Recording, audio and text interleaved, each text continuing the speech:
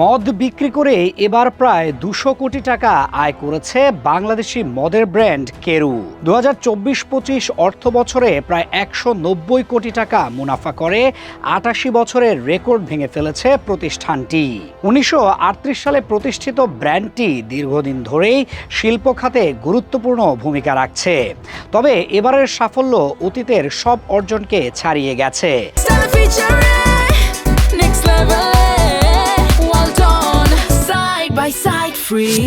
টানা ৩ বছর ধরে তাদের ডিস্টিলারি ইউনিট ৪০০ কোটির বেশি রাজস্ব ও ১০০ কোটির বেশি নিট মুনাফা অর্জন করেছে, যা রাষ্ট্রায়ত্ত খাতে বিরল উদাহরণ। দেশের একমাত্র লাইসেন্সপ্রাপ্ত অ্যালকোহল উৎপাদনকারী প্রতিষ্ঠান হিসেবে পরিচিত এই ব্র্যান্ডটি ১৮০ মিলিলিটার থেকে শুরু করে ১ লিটার পর্যন্ত বিভিন্ন আকারে প্রায় ৮ ধরনের মদ তৈরি করে থাকে।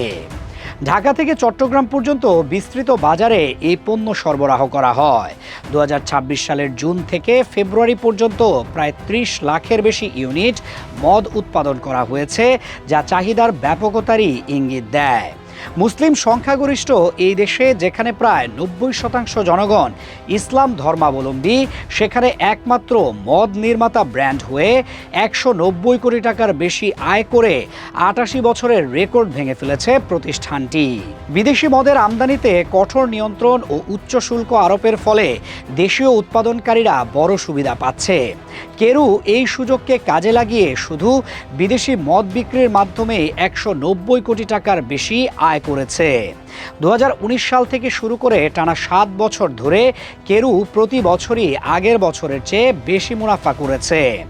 ডিস্টিলারি ইউনিটের নিট মুনাফার হার প্রায় ৪৩%। এটি প্রমাণ করে সঠিক ব্যবস্থাপনা ও বাজার কৌশল থাকলে রাষ্ট্রায়ত্ত প্রতিষ্ঠানও লাভজনক হতে পারে। কেরুর মূল পরিচয় চিনিকল হলেও এই খাত এখনও অলাভজনক রয়ে গেছে। চিনি উৎপাদনে লোকসান হলেও ডিস্টিলারি ইউনিটের মুনাফা দিয়ে সেই ক্ষতি পুষিয়ে নেওয়া হচ্ছে। দর্শনায় অবস্থিত কেরুর ডিস্টিলারিতে চিনির উপজাত ঝোলাগুড় থেকে অ্যালকোহল তৈরি করা হয়।